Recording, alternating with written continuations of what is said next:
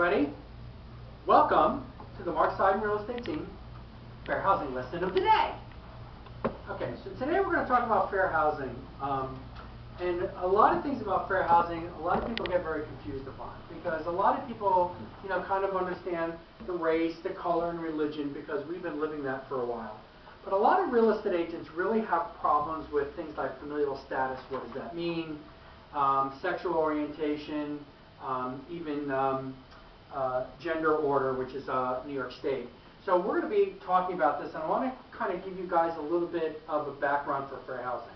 Does anybody here know how old the first fair housing law started? What year? 68. I got 1968. I'm assuming 1968. Anybody else? The answer is that's incorrect. So the first fair housing laws wasn't really called fair housing. It was the Civil Rights Act. So if I say the Civil Rights Act, anybody know what year? 68. You're close. Wasn't it Johnson? It's 66. Oh. But it's 1866. Oh, wrong Johnson. Right. So I want you to understand that the Civil Rights Act, which is in 1968, was actually deemed by the Supreme Court that the 1866 kind of protects people. This Civil Rights Act, and I'm going to stretch it to fair housing, even though it wasn't called fair housing then, dates all the way back to 1866. That's when really kind of all this started. It was just in 1968 where they actually started calling it fair housing law. So they took the 1866 Civil Rights Act and then they expanded it in 1968 to actually meaning of the 1968 fair housing law, which includes, just to let you know, refusal to sell or rent, to deal or negotiate with any person, that's a refusal to, denial of a loan, or creation of different terms or conditions for home loans by lenders, discrimination by advertising that housing is only available to certain persons of race, color, religion, sex, or national origin. Now remember, this is 1968. Things have been expanded since 1968. Okay? Blockbusting for profit, and denial to anyone of the use of or participation in any real estate services, such as brokers, organizations, multiple listing services, or other facilities related to the selling or renting of housing. 1968. Okay? And then there were fair housing amendments in, anybody know? 1988. Okay?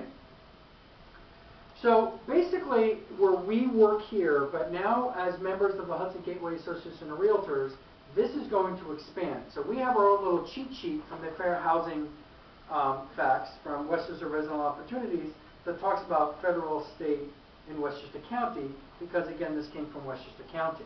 But now our Hudson Gateway Association of Realtors, and especially even our Hudson Gateway Multiple Listing Service, is really expanding. So as you all know, we're in Putnam, we're in Orange, right? We're in Rockland. Our association is not an association in Dutchess, but we do take Dutchess listings in our MLS. Even our association does not include Dutchess. We have Bronx now, which is part of, obviously, New York City. We're now going to be doing properties in the MLS soon in Long Island, correct? So if you're, what's that? Manhattan also. In Manhattan also. So we're going to be doing real estate in those areas.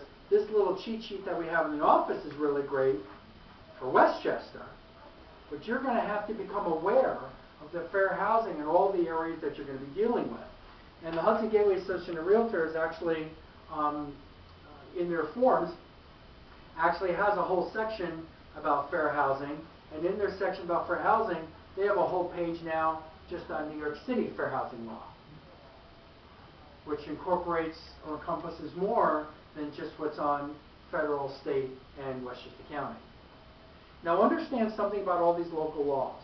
Local laws cannot substitute for anything that's federal or state. They can add to the federal or state, but they can't change the federal or state. So the federal one, most people are very used to, but familial status a lot of people really have a problem with. They just have a problem with because it's fairly new from 1988. Okay? So federal is pretty easy. Race, color, religion, creed, sex, gender, national origin, disability, physical or mental, and familial status. Okay? And this goes for, now a lot of these things are actually put on here for rentals, especially when you get into Westchester County. You're really going to see that most of these things you're going to feel probably pertain more for rental or for sale, but these laws are in place 100% for both. Okay? So it's for sale or rent, even though some of these may only consist for rental. Okay? So again, race, color, religion, creed, sex, gender, national origin, I will tell you most people don't really have a challenge with that, because a lot of that was placed in the 1960s. But I need you to understand, in the 1960s, a lot of people had a big problem with this. What do you think was happening in real estate prior to 1968? If you were a real estate agent in 1965 and you wanted to show some white people houses, what could you legally say? You could say there was no blacks anywhere. Could be. And it actually still violates the Civil Rights Act of 1866, but there are a lot of people that were doing that. And they were basically sending people to whatever neighborhood they felt that that's where everybody was. So you had black neighborhoods, you had Hispanic neighborhoods, you had white neighborhoods. And in 1968, that all changed. So what do you think real estate agents were really feeling in 1968, 1969, when they've been doing things 5, 10, 15, 20 years? And forget the real estate agents, what about the consumers that came in and said, but I want to live where these people are? How uncomfortable was it, do you think, for the real estate agents back then? And why was it uncomfortable? Because it was what? Different, new. Well, real estate agents now are having the same problems of things that you would have no problem with. I mean, could you ever say, well, I'm going to take you here because this is where the blacks live. I'm going to take you here because this is where the whites live. I'm going to take you here because this is where the Jews live. Would you even think about this in this day and age? Okay. But the challenge that a lot of people are having now for fair housing today is familial status, which includes what? Children.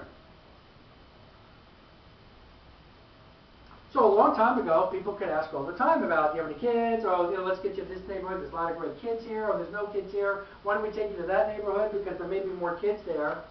And that was kind of what was important to everybody. And real estate agents used to use these words all the time. You allowed to use that today? No. Familial status is a federally protected class. And it is in the same category, if I may, of race, color, religion, sex, and gender.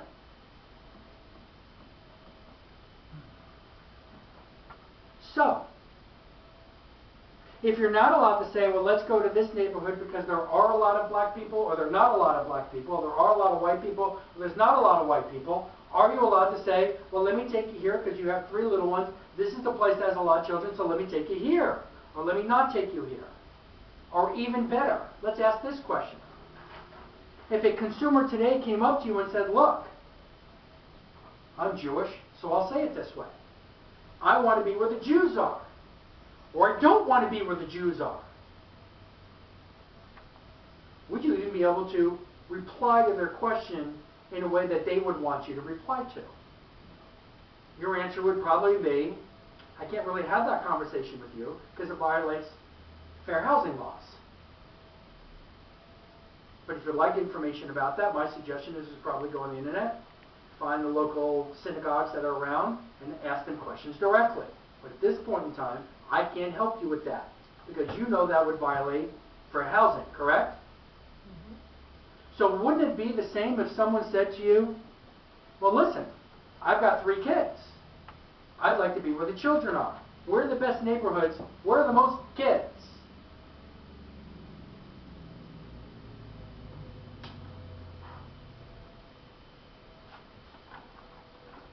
Or the opposite. Maybe you have a single person or a couple, and they are not into kids, and they don't want to be around a lot of kids. could you even have that conversation? Because where is it on the federal list? Oh, it's on the same list. And this is one of the biggest things right now that most real estate agents have a problem with. Because I will tell you, when I get offers, if I'm a listing agent, excuse me, if I'm a buyer's agent, I will still hear from listing agents say, well, you know, there's multiple bids. My seller would like to know more about your buyer. I say, okay, what do they want to know? Well, do they have any kids? And there's a licensed real estate agent asking me that. They might as well just be asking me, so are they black? So are they white? And if another real estate agent said that to you, how would you feel? Would you freak out? It's now the same thing when it comes to familial status and children. You can't have these conversations. Okay, let's go to state. So New York State added marital status. So you cannot discriminate against people whether they're single or married. What their age is. Now again, a lot of this, guys, came into rentals. A lot of this more came to be a problem with landlords and tenants than on sales. But believe you me, I've seen it all in both. Okay? I've had sellers that have told me directly, look, you know, I raised my family here, I have a really great family house, I really would like to sell my house to a nice young family. They said it right to my face. And my answer is, I cannot take this listing if that's what you're going to limit your sale to. So the only thing we're allowed to discriminate against is the color green. What does that mean? Money. Right. Are they financially capable to be able to purchase this house, yes or no? That's the only discrimination you're allowed to make.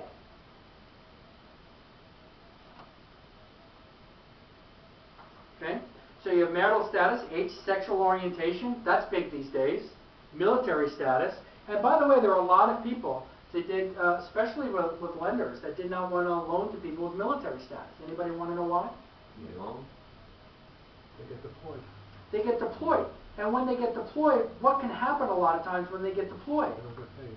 Well, they don't get paid or they start missing payments. So there were a lot of people, you know, when this foreclosure stuff really started again in 2003, 4, 5, and 6, a lot of it was actually against the military because these people weren't making payments.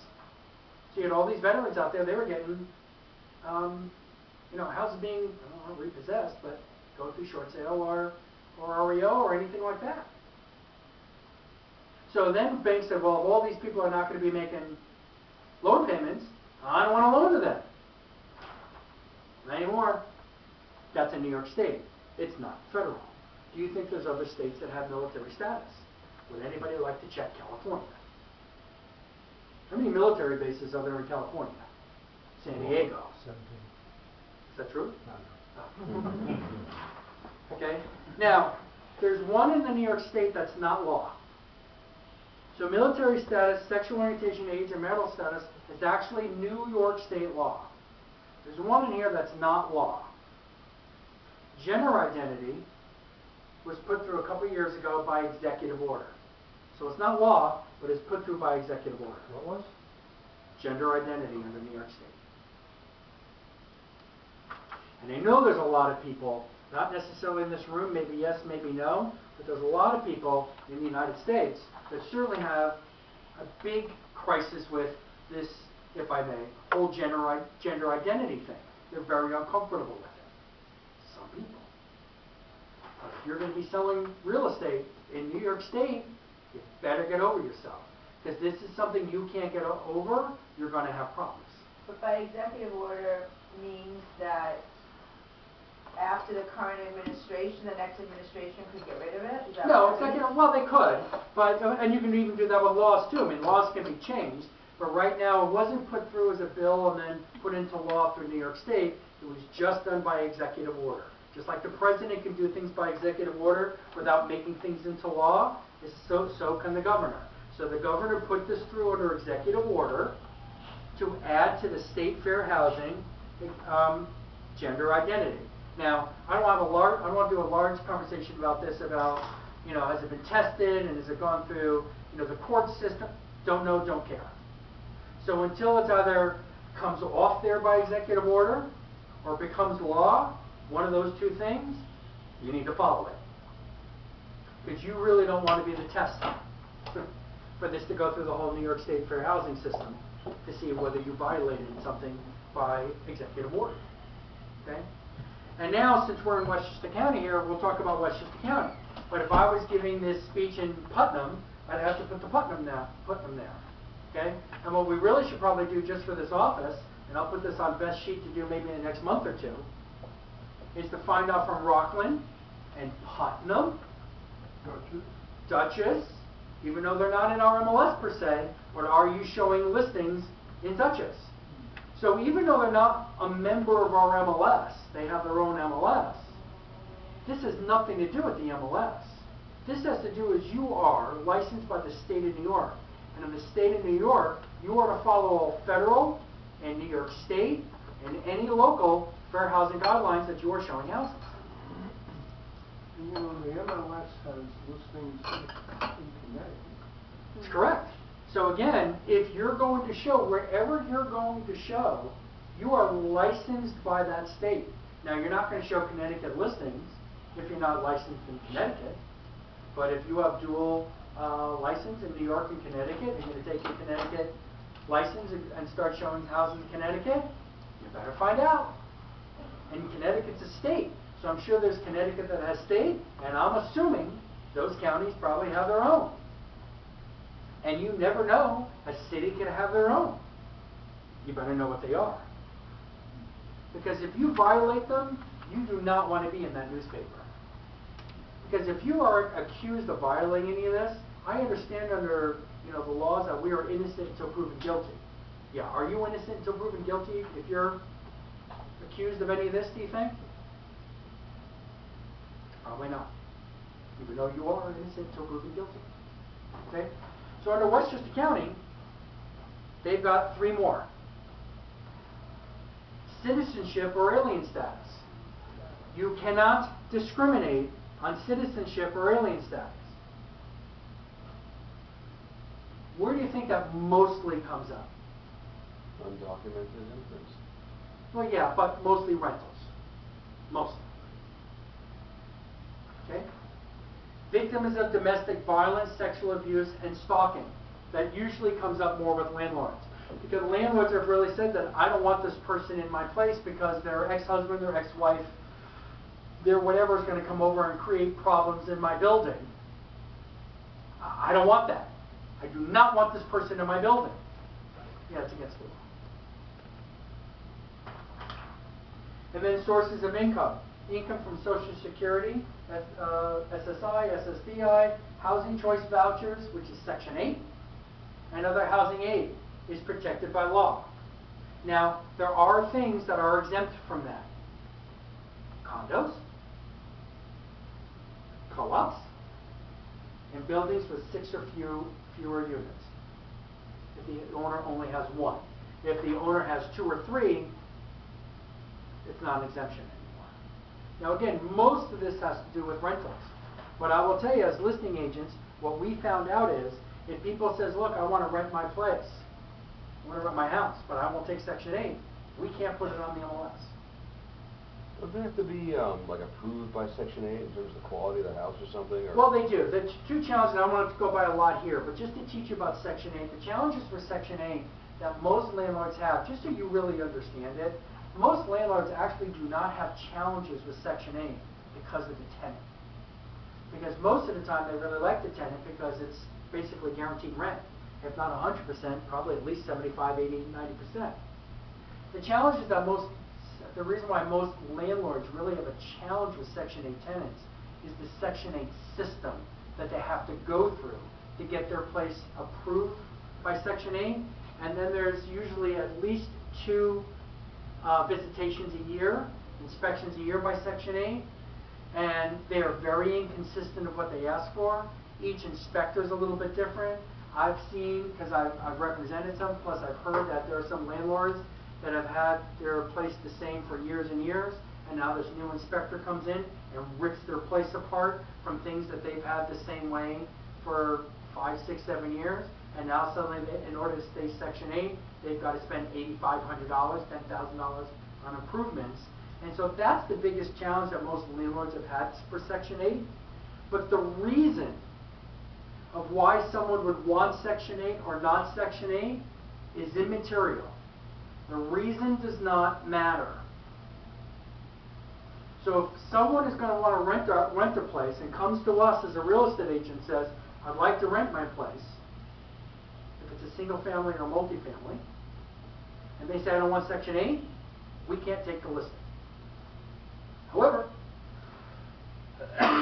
if someone who owns a condo wants to rent their place and doesn't want Section 8, we can take it. Because what is exempted from that law? Condo. But if somebody hasn't been inspected and successfully authorized to be a Section 8 place, and a prospective renter with Section 8 vouchers comes by and says, I want to live here, I understand you're not approved by Section 8, must that landlord take steps to become approved? Yes. They absolutely must take steps to be approved, and the approval process is certainly not instantaneous. You're dealing with governments. And Westchester County has their own Section 8, and then there are individual villages or cities that have their own. So, for example, Ossining has their own village Section 8. I heard that they're no longer doing vouchers for Section 8s for new possible Section 8 vouchers. I don't know. And for this, I'm not telling you I'm a Section 8 expert, so I don't want to get too far into Section 8 because this is really on fair housing, so I don't know. That is something we could certainly find out, and do a little course on that later if we want. But also, I also want to let you know that as someone who takes tenants, if you're going to take tenants, you cannot discriminate if someone says, I want Section 8. You can't say, I don't do Section 8. But what Well, if it you doesn't can have- say it, but you'd be violating Westchester County law. But what if you own one building with 6 or fewer units? Yeah. Okay, so here's the differential that I want you to Two-family house doesn't have to. Here's what I want you to understand. And that's a great question. The owner is allowed to discriminate if they follow this fair housing law. So if an owner has a 3-family house, you with me? They are allowed to say, I don't want to do Section 8. And they don't have to, as a landlord, do Section 8. You with me? As a licensed agent in the state of New York, you cannot take that listing. That even though they technically have a right to not take a Section 8 person for that building, as a licensed agent, you can't even take that listing. Because you're not allowed to discriminate against Section 8, period. So that can't be on the MLS. That's correct. Now, I don't want to count how many probably are, but there's a lot of things that agents may or may not do that may not be the best thing that they're supposed to be doing. But as far as fair housing is concerned, as a real estate agent, as someone who represents a landlord or someone that represents a tenant, you are not allowed to say, I don't do Section 8. Because if you say that, you are basically saying, I don't take out Jewish people under the law. Now, one is federal, and one is county, but if you violate it, you will end up in court. Now, maybe federal court, if you violate the federal, could be state court, or it could be Westchester County. You're still going to be in front of court, and you don't want to lose that one. And I will tell you, when it comes to sales and tenants, there are testers out there. I absolutely feel in my bones that I've answered the phone a couple of times to talk to people, and in my bones, they were testers. And for me, I could just tell. I'm not telling you 100% because they don't identify themselves as a tester before or after. But I know I've talked to some people, and I've hung up the phone and go, yeah, I was just testing.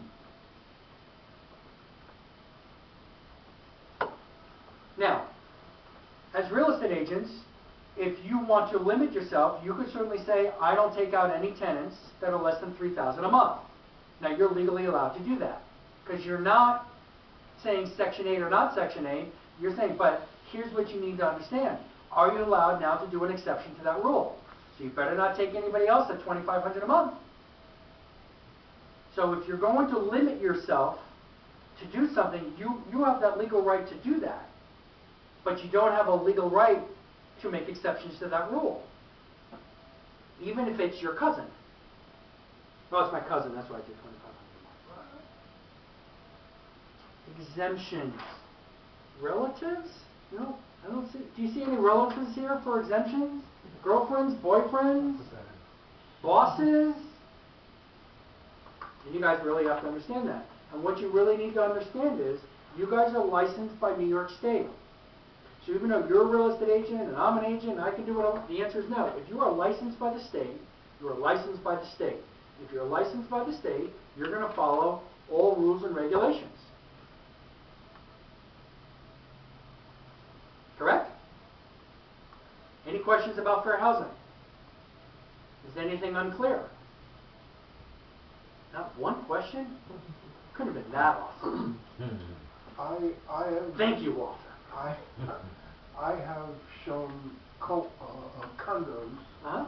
where the association does not allow people to put up children's play sets. Correct. And when I have to tell them that, I get a little uncomfortable because I wonder how it affects familial status. Well, it doesn't affect familial status because the condos will allow children. So unless it's a 55 and up community, the condos are not saying that you can't put up, you can't, have children here. Right.